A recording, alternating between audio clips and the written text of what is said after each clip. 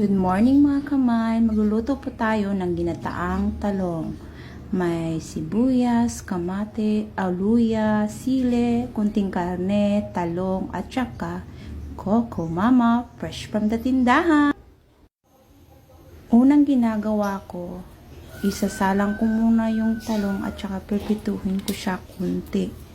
Ganyan at kunting mantika lang.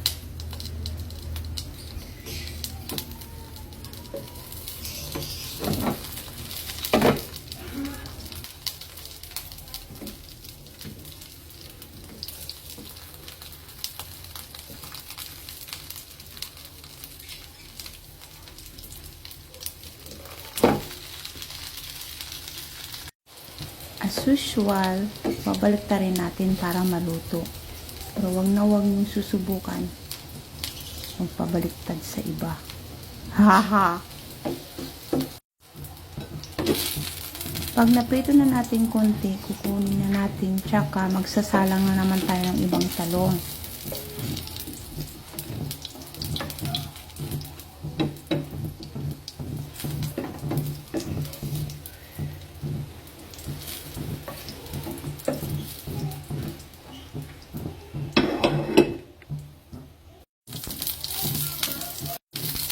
Ayan na, isasalang na natin yung pangalawang salang natin ng talong. Huwag yung talong ng kapitbahay nyo ha.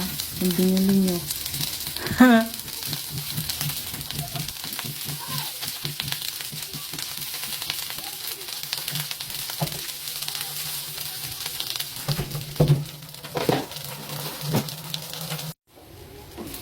Tapos ko na pala siyang binaliktad at saka kukunin na natin ulit para i-separate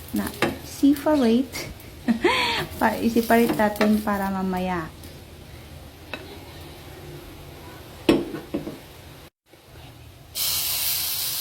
Una, nilagay ko yung tabako dyan at saka giniling ko lang yung tabako para mawala naman yung mga oil.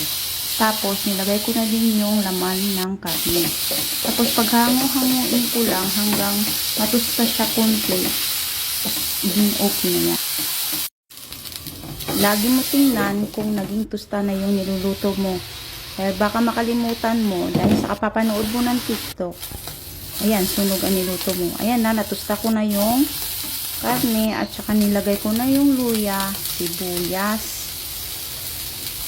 At nilagay ko na rin yung bawang. At pag halu-haluin lang muna,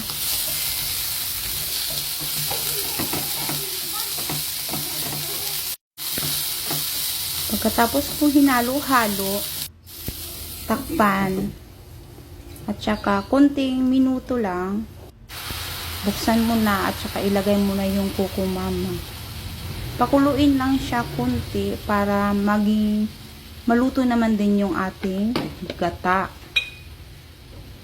Tapos, lagyan natin ng paminta at saka chicken cube yung nilagay ko dyan kasi wala kaming magic.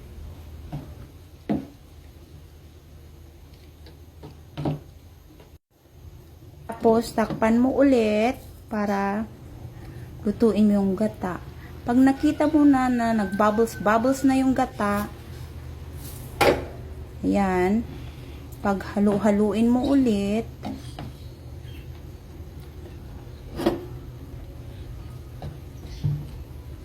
at ilagay mo na yung mga talong na prito mo.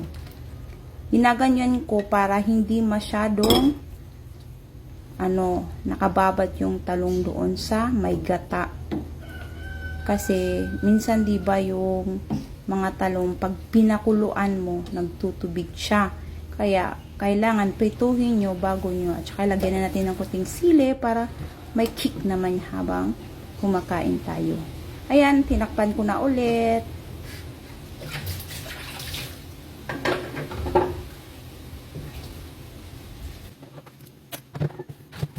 Habang pinapakulo ko yung talong sa gata, maglilinis din tayo ng mga pinaggamitan natin habang nagluluto.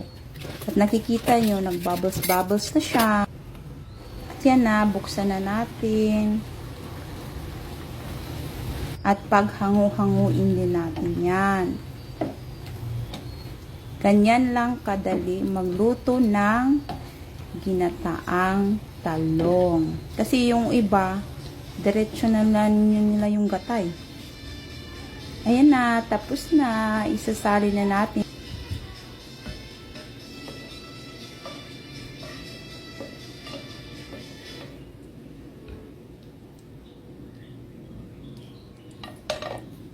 Ayan na, simpleng ulam na makakadami ng kanin. Lagay ko lang ba yung sili sa gitna para maging beauty. At yan na pala yung amo ko, titikman na niya yung niluto ko.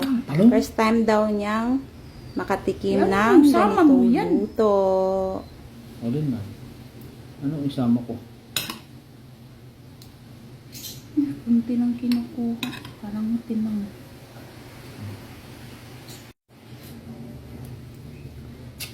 Ano sabi mo? Ginataang talong.